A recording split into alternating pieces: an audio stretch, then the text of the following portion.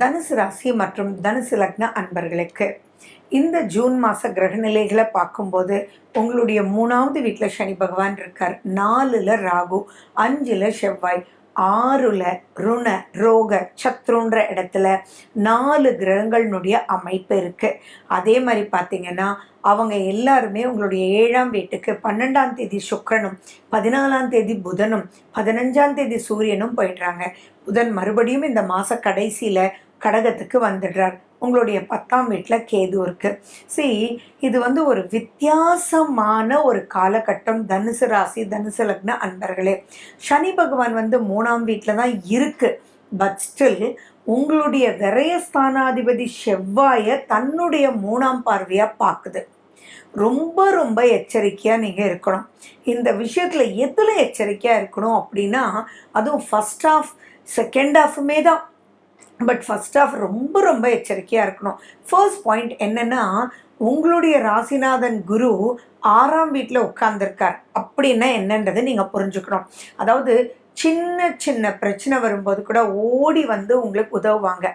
ஆனால் அவர் இப்போ நீங்கள் பெரிய சிக்கலில் மாட்டும்போது அவர் ஊரில் இருக்க மாட்டார்.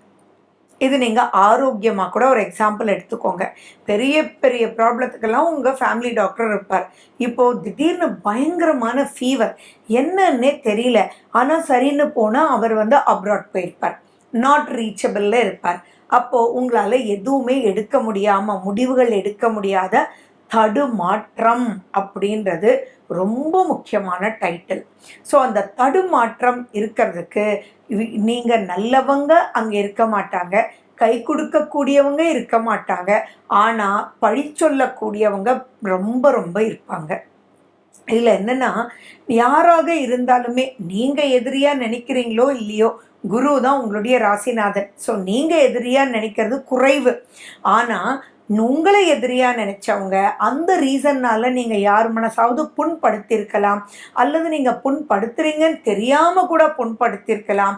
அவங்கெல்லாம் இப்போ ஒத்து சேரி உங்களுக்கு பிரச்சனையை கொடுக்கக்கூடிய காலகட்டம். பட் எதுவாக இருந்தாலும் ஜெயிச்சிடுவீங்க. ஏன்னா குருவனுடைய பார்வை உங்களுடைய 12ஆம் வீட்டையும் 2ஆம் வீட்டையும் பார்க்குது. ஸோ அதனால குடும்பம் நல்லா இருக்கும். உங்களுடைய குழந்தைகள் சம்பந்தமான விஷயத்தில் செவ்வாய் இருக்கிறதுனால நீங்கள் சொல்கிற பேச்சை அவங்க கேட்க மாட்டாங்க. அவங்களுக்கு அட்வைஸுன்றது இப்போ பண்ணவே வேண்டான்றது ஞாபகம் வச்சுக்கோங்க. கண்டிப்புன்ற வார்த்தைகள் இப்போ குழந்தைகளிடம் உங்களுக்கு செல்லாது. உங்கள் மேலே வெறுப்பு வரக்கூடிய காலகட்டமாக இருக்கும். ஸோ அந்த இடத்துல குழந்தைகளோடையும் ரொம்ப ரொம்ப எச்சரிக்கையாக இருங்க. இப்போ குழந்தைங்க பண்ணக்கூடிய மிஸ்டேக்கை உங்களை கூப்பிட்டு கேட்பாங்க. அப்படி கேட்கும்போது உங்களுக்கு எரிச்சல் வரலாம். அந்த இடத்துல ரொம்ப பக்குவமாக பேசி, கண்ணா ஓகேடா, உனக்கு இப்போ தெரியலை, ஆனால் இப்படி தாண்டான்னு சொல்லி சாந்தமாக அவங்களுக்கு புரிய வைங்க. இது 1 மாத பலன் தானே, அடுத்த மாதம் நீங்கள் சொல்லும்போது அவங்க புரிஞ்சுக்குவாங்க. வாக்குவாதங்கள் வேண்டாம், கண்டிப்பு குழந்தைகளிடத்தில் வேண்டாம். இந்த மாதிரி ஏதாவது நெகட்டிவாக போச்சுன்னா இப்போ குழந்தைங்க உங்களோட வாழ்நாள் முழுக்க பேசாமல் போகிறதுக்கு உண்டான வாய்ப்புகள் எல்லாம் நான் பார்த்துருக்கேன். அதே மாதிரி பார்த்திங்கன்னா உங்களை விட்டு போயிடுவாங்க, வீட்டுக்கே வரமாட்டாங்க. ஃபார் எக்ஸாம்பிள், அவங்க ஜாதகம் நல்லா இருந்ததுன்னா ஹையர் ஸ்டடீஸ்க்கு தூரமாக போயிடுவாங்க. ஆனால் நீங்கள் ஃபோன் எடுத்தால் கூட அடித்தா கூட பேச மாட்டாங்க. எப்பயுமே நம்ம இந்தியர்களுடைய வளர்ப்பே பார்த்திங்கன்னா குடும்பத்துக்காக தான். குடும்பம் அப்படின்றத விட குழந்தைகளுக்காகத்தான்றது உங்களுக்கு நல்லா தெரியும். குழந்தைங்க அப்படி இருந்தால் எந்த தாய் தந்தையர்னாலும் மனசார நிம்மதியாக இருக்கவே முடியாது. ஸோ குழந்தைகளுக்கு பிரச்சனைகள் வரக்கூடிய காலகட்டம். அந்த பிரச்சனைகளை எப்படி எடுத்துகிட்டு போகணும் அப்படின்றத ஞாபகம் வச்சுக்கோங்க. ஃபஸ்ட் அண்ட் ஃபார்மோஸ்ட் பார்த்தீங்கன்னா உங்ககிட்ட மேபி உங்களுடைய விரோதியை பற்றி உங்களோட பேசியிருப்பாங்க. அந்த விரோதத்தன்மையை நீங்கள் ஏதாவது சொல்லியிருப்பீங்க. ஆமாம், அவங்க அப்படித்தான், ரொம்ப ஜாக்கிரதையாக இருங்க, இது அதுன்னு சொல்லி ஏதாவது அவங்கள பற்றி நீங்கள் இவங்ககிட்ட விமர்சிச்சிருப்பீங்க. அந்த விமர்சனத்தை எடுத்துகிட்டு போய் உங்கள் விரோதிக்கிட்டேயே கொடுத்து இதன் மூலிமா உங்களை மிரட்டி, இங்கே அவங்கக்கிட்ட கொடுக்குறாங்க அப்படின்றத விட அதை வச்சு உங்களையே மிரட்டி காரியத்தை சாதிச்சுக்கிறதுக்கும், கடன் வாங்குவதற்கும், பணத்தை எதிர்பார்ப்பதற்கும் இந்த மாதிரி சுற்றி நிறைய விஷயங்கள் மைனஸ் ஆகிறதுக்கு வாய்ப்புகள் இருக்குது. அதுதான் இந்த 6ஆம் வீட்டில் 4 கூட்டு கிரக சேர்க்கையினுடைய பாயிண்ட். ஸோ அதனால் ரொம்ப ரொம்ப பக்குவமாக நீங்கள் ப்ரொசீட் பண்ணி இவங்கள நம்பாமல் அவங்களுக்கே ஒரு கால் பண்ணி அப்போ இங்கே வந்து பேசினாங்க, அப்போ எனக்கு மனசு கஷ்டமாக இருந்தது, நீ எனக்கு பண்ணது வச்சது எல்லாம், அதனால நான் வந்து ஜஸ்ட் சில வார்த்தைகள் சொல்லியிருக்கேன், மனசில் எதுவும் வச்சுக்காதம்மா அப்படின்னு சொல்லி நீங்கள் அந்த இடத்துல டைரக்ட் ஆக்சஸில் மூவ் பண்ணிவிடுங்க. ஸோ இந்த இடத்துல டெக்னிக்காக நீங்கள் மூவ் பண்ணணும்.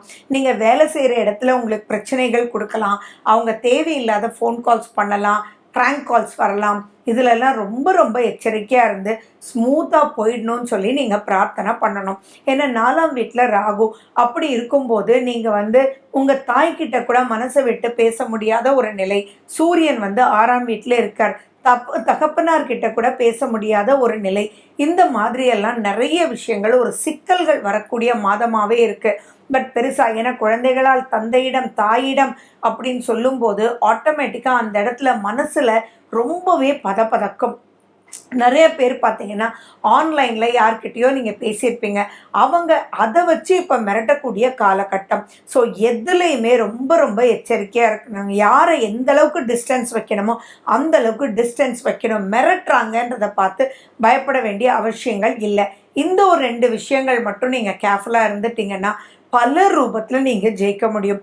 குரு பகவானுக்கிட்ட நீங்கள் பிரார்த்தனை வைங்க, தட்சிணாமூர்த்திகிட்ட அப்புறம் நீங்கள் பிரார்த்தனை வைங்க.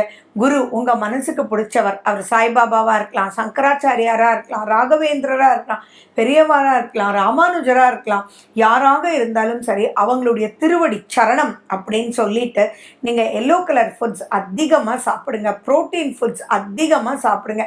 எதையுமே நெகட்டிவிட்டியை பெருசுப்படுத்தாமல் லீஸ்ட் பாதர்டாக இருங்க, தானாக அது விலகி போயிடும். இதை மட்டும் நீங்கள் ப்ரொசீட் பண்ணுங்கள். அதே மாதிரி உங்களுடைய சந்திராஷ்டமம் அப்படின்னு சொல்லும்போது கடகராசி, அங்கே குரு வந்து கடகத்துக்கு லாபஸ்தானத்தில் இருக்கார், ஆனால் குருவுக்கு அது 3ஆவது வீடு. உங்களுடைய 3ஆம் வீட்டில் சனி பகவான் இருக்கார். ஸோ சந்திராஷ்டமத்தன்னைக்கு ரொம்ப ரொம்ப ரொம்ப ரொம்ப ரொம்ப ரொம்ப எச்சரிக்கையாக இருங்க. நான் உங்களுக்கு கொடுத்துருக்குற அந்த சந்திராஷ்டம நாட்களில் நீங்கள் அதோடு உங்களுடைய திசாபுத்தியும் கணக்கிட்டு எதுவுமே பாசிட்டிவாக கண்டிப்பாக மூவ் பண்ண வேண்டாம். ஒரு டாக்குமெண்ட் சைனிங் அது யாராவது உங்களை மிரட்டுறாங்கன்னா அவங்களோட போய் பேசுறது செய்கிறது அப்படின்றதெல்லாம் அவாய்ட் பண்ணிவிடுங்க. அவாய்ட் பண்ணிட்டு கோ ஆன் த ஃப்ளோ. எந்த ஒரு விஷயத்துலையுமே நீங்கள் உங்கள் கூட ஒர்க் பண்ணுறவங்க உங்கள் கிட்ட ஒர்க்கிறவங்க கிட்ட சீக்ரெட்ஸ் எதுவும் பகிர்ந்துக்காமல் சிரிச்ச முகத்தோட இந்த மாதத்தை கடந்து வந்துடுங்க. ஜூன் மாதத்தினுடைய விசேஷ நாட்களை பற்றி தான் நம்ம பார்க்க போகிறோம். ஜூன் 2, ஜூன் 18 ஏகாதசி, ஜூன் 3 வாஸ்து நாள். காலையில் 9:05 10:35 வரைக்கும் வாஸ்து நேரம். 4ஆம் தேதியும் 19ஆம் தேதியும் பிரதோஷம், 5ஆம் தேதி கார்த்திகை விரதம், 6ஆம் தேதி அமாவாசை, 7ஆம் தேதி சந்திர தரிசனம், 10ஆம் தேதி சதுர்த்தி விரதம், 12ஆம் தேதி ஷஷ்டி, 14ஆம் தேதியும் 29ஆம் தேதியும் அஷ்டமி, 15ஆம் தேதி ஆனி மாத பிறப்பு, 15ஆம் தேதியும் 30ஆம் தேதியும் நவமி, 21ஆம் தேதி பௌர்ணமி, 25ஆம் தேதி ஸ்ரவண விரதம். மேலும் விவரங்களுக்கு போன் நம்பர் 9842226655.